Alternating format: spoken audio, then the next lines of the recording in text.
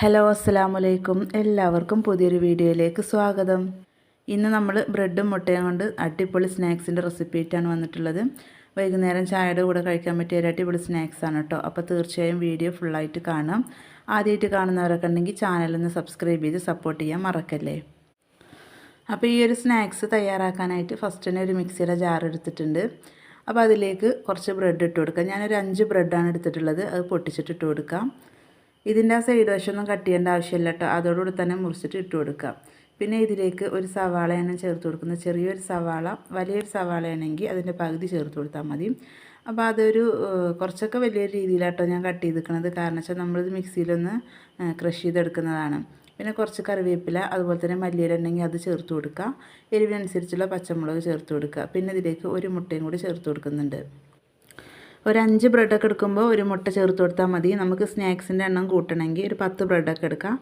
അപ്പോൾ അതിനനുസരിച്ച് 2 മുട്ട ചേർത്ത് കൊടുക്കുക കേട്ടോ. പിന്നെ ആവശ്യത്തിന് ഉപ്പ് ചേർത്ത് കൊടുക്കുക. പിന്നെ കുറച്ച് മുളക് പൊടി ചേർത്ത് കൊടുക്കുന്നുണ്ട്. അപ്പോൾ പച്ചമുളക് നമ്മൾ ചേർത്തിട്ടുണ്ട്. അപ്പോൾ അതിനനുസരിച്ച് പിന്നെ മുളക് പൊടി ചേർത്ത് കൊടുക്കുക. കുറച്ച് ചിക്കൻ മസാല ചേർത്ത് കൊടുക്കുക കേട്ടോ. ഒരു 1/2 ടീസ്പൂണോളം ചിക്കൻ മസാല, കുറച്ച് കായപ്പൊടിയും കൂടി ചേർത്ത് കൊടുക്കുക. കായപ്പൊടി ചേർത്ത് കൊടുക്കുമ്പോൾ ഈ ഒരു സ്നാക്സിന് നല്ലൊരു ടേസ്റ്റ് ആയിരിക്കും കിട്ടുന്നത്. ഇനി ഇതിൽ നമ്മൾ വേറൊന്നും ചേർക്കേണ്ട ആവശ്യമില്ല. ജസ്റ്റ് ഒന്ന് അടിച്ചെടുക്കാം. അപ്പോൾ നല്ല പേസ്റ്റായിട്ട് അടിച്ചെടുക്കേണ്ട ആവശ്യമൊന്നുമില്ല. ചെറുതായിട്ട് ഇങ്ങനെ അതാ കൃഷി ചെയ്തെടുത്ത പോലെയാണ്. കണ്ടത് ഈ രീതിയിലാണ് നമ്മൾ ചമ്മന്തിയൊക്കെ അരച്ചെടുക്കില്ല, ആ രീതിയിലാണ് കേട്ടോ ആയി കിട്ടിയിട്ടുള്ളത്. ഇനി നമുക്കൊരു പാത്രത്തിലേക്ക് മാറ്റാം. ഇനി ഇതിലേക്ക് ഞാൻ ചേർത്ത് കൊടുക്കുന്നത് അരിപ്പൊടിയാണ്. ഒരു 1/4 കപ്പ് അരിപ്പൊടി എടുത്തിട്ടുണ്ട്. അതിൻ്റെ പകുതി ആദ്യം ഇട്ട് കൊടുത്തിട്ടുണ്ട്. എന്നിട്ട് ജസ്റ്റ് ഒന്ന് ഇളക്കി കൊടുക്കാം. ആദ്യം സ്പൂൺ വെച്ചിട്ടൊന്ന് ഇളക്കി കൊടുക്കുക. പിന്നീട് നമുക്ക് കൈ കൊണ്ട് ഇളക്കി കൊടുത്താൽ മതി. ഇതിൽ ആ മുട്ട ചേർത്തുകൊണ്ട് തന്നെ മുട്ടയുടെ സവാളിൻ്റെയൊക്കെ ആ ഒരു നനവ് കിട്ടും കേട്ടോ. നമ്മൾ പൊടി ചേർത്തിട്ട് കുഴച്ചെടുക്കുമ്പോൾ വേറെ ഇതിൽ വെള്ളം ഒരിക്കലും ചേർക്കരുത്. വെള്ളം കൂടിപ്പോയാൽ പിന്നെ ഇത് ഒന്നിനും പറ്റില്ല. നമ്മൾ കരുതിയ രീതിയിൽ ഉണ്ടാക്കാൻ പറ്റില്ല.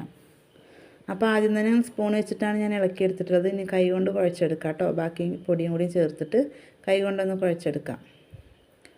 അപ്പോൾ ഒട്ടിപ്പിടിക്കാൻ തോന്നുകയാണെങ്കിൽ കയ്യിൽ കുറച്ച് ഓയിലോ എന്തെങ്കിലും തടവിൻ്റെ ശേഷം ജസ്റ്റ് ഒന്ന് കുഴച്ചെടുത്താൽ മതി. 1/4 കപ്പ് അരിപ്പൊടി ചേർത്തിട്ട് കുഴച്ചെടുത്തിട്ടുണ്ടെങ്കിൽ വെള്ളത്തിൻ്റെ അംശം കൂടുതലാണെന്ന് തോന്നുകയാണെങ്കിൽ കുറച്ചും കൂടെ ബ്രെഡ് പൊടിച്ചതോ അല്ലെങ്കിൽ അരിപ്പൊടിനെ ചേർത്ത് കൊടുക്കാം.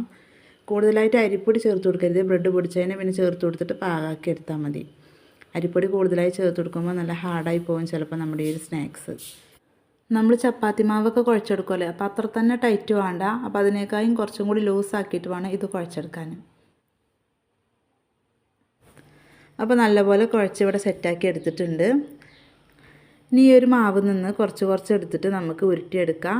എന്നിട്ട് ഏത് ഷേപ്പിൽ വേണമെങ്കിലും തയ്യാറാക്കാം കേട്ടോ. അപ്പോൾ ഞാനിവിടെ പെട്ടെന്ന് തയ്യാറാക്കാൻ പറ്റുന്ന ഷേപ്പിലാണ് തയ്യാറാക്കിയിട്ടുള്ളത്. അപ്പോൾ നിങ്ങൾക്ക് ഇഷ്ടം ഏതാ വെച്ചെങ്കിൽ അതിനനുസരിച്ച് തയ്യാറാക്കുക. പിന്നെ ബോൾസ് എടുക്കുന്നതിൻ്റെ വലുപ്പം അപ്പോൾ നമുക്ക് എത്ര വലുതാണ് വേണ്ടതെങ്കിൽ അതനുസരിച്ച് ചെയ്താൽ മതി. അപ്പോൾ ഞാനൊരു ചപ്പാത്തിക്ക് എടുക്കണ മാവിൻ്റെ അത്രയൊന്നും എടുത്തിട്ടില്ല കേട്ടോ. അതിൻ്റെയൊക്കെ ഒരു പകുതിയാണ് എടുത്തിട്ടുള്ളത്. അങ്ങനെ ചെറുതായിട്ടാണ് തയ്യാറാക്കുന്നത്. ഇത് നമ്മൾ ചെയ്തെടുക്കുന്ന സമയത്ത് കയ്യിൽ ഒട്ടിപ്പിടിക്കുക തോന്നുകയാണെങ്കിൽ അത് കുറച്ച് ഓയിൽ തേച്ച് കൊടുത്താൽ മതി കേട്ടോ. ഓയിലൊന്നും ആക്കിയിട്ട് നമ്മൾ ചെയ്തെടുക്കുമ്പോൾ കയ്യിലൊന്നും ഒട്ടിപ്പിടിക്കില്ല. അപ്പോൾ ഇതുപോലെ നമുക്ക് ബാക്കിയുള്ളതെല്ലാം ചെയ്തെടുക്കാം. ഇത് നല്ലപോലെ കനത്തിലാക്കണ്ട കേട്ടോ. നമ്മൾ കട്ട്ലേറ്റിനൊക്കെ ഉണ്ടാക്കുന്ന അത്ര കനം കണ്ടോ, അത് വേണ്ട. അതിനേക്കാളും കുറച്ചും കൂടി ഒന്ന് തിന്നാക്കിയിട്ട് ആക്കിയെടുക്കുക. അപ്പോഴേ ഫ്രൈ ചെയ്തെടുക്കുമ്പോൾ പെട്ടെന്ന് കുക്കായി കിട്ടുള്ളൂ. ഇനി ഇതുപോലെ തന്നെ ബാക്കിയെല്ലാം നമുക്ക് ചെയ്തെടുക്കാം കേട്ടോ. അപ്പോൾ ബ്രെഡും മുട്ടയൊക്കെ വെച്ചിട്ട് നമ്മൾ ഒരുപാട് സ്നാക്സ് തയ്യാറാക്കലുണ്ടല്ലേ. അപ്പോൾ അതിൽ നിന്നൊക്കെ വളരെ വ്യത്യസ്തമായിട്ടാണ് തയ്യാറാക്കിയിട്ടുള്ളത്. അപ്പോൾ ഞാൻ ഫസ്റ്റ് ടൈമിൽ തന്നെ തയ്യാറാക്കി നോക്കിയപ്പോൾ നല്ലൊരു ടേസ്റ്റ് ഉണ്ടായിരുന്നു. എല്ലാവർക്കും കൂടെ ഇഷ്ടപ്പെട്ടു. അപ്പോൾ പിന്നെ ഇടയ്ക്കിടയ്ക്കൊക്കെ നമ്മൾ ഇങ്ങനെ തയ്യാറാക്കലുണ്ട് കേട്ടോ. അപ്പോൾ നിങ്ങളെയും കൂടി ഒന്ന് കാണിക്കാൻ വിചാരിച്ചതാണ്. അപ്പോൾ കണ്ടുകൊണ്ടിരിക്കുമ്പോൾ നമ്മുടെ ഈ ഒരു വീഡിയോ ഇഷ്ടപ്പെടുകയാണെങ്കിൽ ഒന്ന് ലൈക്ക് ചെയ്യാൻ മറക്കല്ലേ. ഇപ്പോൾ അതാ ഞാനിവിടെ മുഴുവനായിട്ടും ചെയ്തെടുത്തിട്ടുണ്ട് കേട്ടോ. ഇനി നമുക്കിത് ഫ്രൈ ചെയ്തെടുക്കാം. ഇത് ഉണ്ടാക്കിയിട്ട് കുറച്ച് നേരം വെക്കരുത് കേട്ടോ. പെട്ടെന്ന് തന്നെ ഫ്രൈ ചെയ്തെടുക്കണം. അപ്പോൾ അതിന് വേണ്ടിയിട്ട് ഓയിൽ ചൂടാക്കാൻ വെച്ചിട്ടുണ്ടായിരുന്നു. നല്ലപോലെ ചൂടായതിന് ശേഷം മീഡിയം ഫ്ലെയിമിലിടുക. കൂടുതലായിട്ട് ഓയിൽ ഒഴിച്ചു കൊടുക്കേണ്ട ആവശ്യമില്ല. കുറച്ച് ഓയിൽ ഒഴിച്ചു കൊടുത്താൽ മതി. ഇത് നമ്മൾ മീനൊക്കെ വറുത്തെടുക്കണ പോലെ അങ്ങനെ വേണമെങ്കിലും ചെയ്തെടുക്കാം കേട്ടോ. ഫുള്ളായിട്ട് മുങ്ങിക്കിടക്കേണ്ട ആവശ്യമൊന്നുമില്ല. എണ്ണ ഇവിടെ നല്ലപോലെ ചൂടായിട്ടുണ്ട്. എന്നിട്ട് ഞാൻ മീഡിയം ഫ്ലെയിമിലേക്ക് ഇട്ട് കൊടുത്തിട്ടുണ്ട് കേട്ടോ. എന്നിട്ട് നമുക്കിതിലേക്ക് ഓരോന്ന് വെച്ച് കൊടുക്കാം. കൂടുതലായിട്ട് ഫ്ലെയിം കൂട്ടി വെച്ചിട്ടുണ്ടെങ്കിൽ കരിഞ്ഞു പോകും. കരിഞ്ഞു പോയാൽ അരിപ്പൊടിയാണ് നല്ല ടേസ്റ്റിന് മാറ്റം വരും കേട്ടോ. അപ്പോൾ അത് പ്രത്യേകം ശ്രദ്ധിക്കുക. ഏകദേശം ഒരു 1-2 മിനിറ്റ് ആകുമ്പോഴത്തേന് ഇതൊരു സൈഡായി കിട്ടും. ഇത് നമുക്ക് കട്ട്ലേറ്റ് പോലെ തയ്യാറാക്കാം കേട്ടോ. മുട്ടയിലൊക്കെ മുക്കിയിട്ട് പിന്നെ ബ്രെഡ് പൊടിയിലൊക്കെ ഒന്ന് ഡിപ്പ് ചെയ്തിട്ട് അങ്ങനെ വേണമെങ്കിലും തയ്യാറാക്കാം. പക്ഷെ അതിനേക്കാളൊക്കെ എളുപ്പത്തിലാണ് ഇവിടെ ചെയ്തിട്ടുള്ളത്. ഏകദേശം ഒരു 2 മിനിറ്റൊക്കെ ആയപ്പോഴത്തേനും ഇത് ശരിയായിട്ടുണ്ട് കേട്ടോ. ഒരു ഭാഗം കണ്ടോ, ഈ ഒരു കളറാകുമ്പോൾ നമ്മൾ തിരിച്ചിട്ട് കൊടുക്കുക. എന്നിട്ട് ആ ഒരു ഭാഗം ഇതേ രീതിയിലായിട്ട് നമുക്ക് കോരിയെടുക്കാം. അപ്പോൾ അതാണ് നമ്മുടെ സ്നാക്സ് 2 സൈഡും ഒരുപോലെ കുക്കായി കിട്ടിയിട്ടുണ്ട്.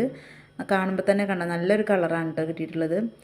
കൂടുതൽ നേരം ഇനി വെക്കരുത്, അപ്പോൾ കരിഞ്ഞു പോകും. ബ്രെഡാണ്, അപ്പോൾ ഇത്ര മതി, നമുക്ക് കോരി മാറ്റാം. അടുത്തതും ഇതുപോലെ തന്നെ ഒന്ന് ചെയ്തെടുക്കാം. ബ്രെഡ് കൊണ്ട് നിങ്ങൾ ഇതുപോലെ ഒരു സ്നാക്സ് തയ്യാറാക്കി നോക്കിയിട്ടില്ലെങ്കിൽ തീർച്ചയായും ഒരു പ്രാവശ്യം ട്രൈ ചെയ്ത് നോക്കുക. എല്ലാവർക്കും ഇഷ്ടപ്പെടും. അതുപോലെ തന്നെ വൈകുന്നേരം കുട്ടികളൊക്കെ സ്കൂളിൽ വരുമ്പോൾ കൊടുക്കാൻ പറ്റിയ നല്ല ടേസ്റ്റി ആയിട്ടൊരു സ്നാക്സാണ്. പ്രത്യേകിച്ച് കട്ടൻ ചായയുടെ കൂടെ കഴിക്കാൻ പറ്റിയ ഒരു അടിപൊളി സ്നാക്സാണ് കേട്ടോ. ഇതിൽ നമ്മൾ അരിപ്പൊടി ചേർത്തുകൊണ്ട് തന്നെ പുറം വശം ചെറിയൊരു ക്രിസ്പിയാണ്, ഉൾവശം നല്ലൊരു സോഫ്റ്റാണ് കേട്ടോ.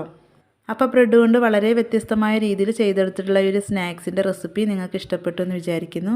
ഇഷ്ടപ്പെട്ടാൽ ഒന്ന് ലൈക്ക് ചെയ്യുക. അതുപോലെ തന്നെ നിങ്ങളുടെ ഫാമിലിക്കൊക്കെ ഒന്ന് ഷെയർ ചെയ്യുക. നിങ്ങളുടെ അഭിപ്രായങ്ങൾ അറിയിക്കുക. അപ്പോൾ ഇതുപോലെ വളരെ സിമ്പിളായിട്ട് ചെയ്തെടുക്കാൻ പറ്റുന്ന റെസിപ്പീസാണ് അധികവും നമ്മുടെ ചാനലിൽ ഇട്ടിട്ടുള്ളത്. അപ്പോൾ അതും കൂടി കണ്ടിട്ടൊന്ന് സപ്പോർട്ട് ചെയ്യാൻ മറക്കല്ലേ.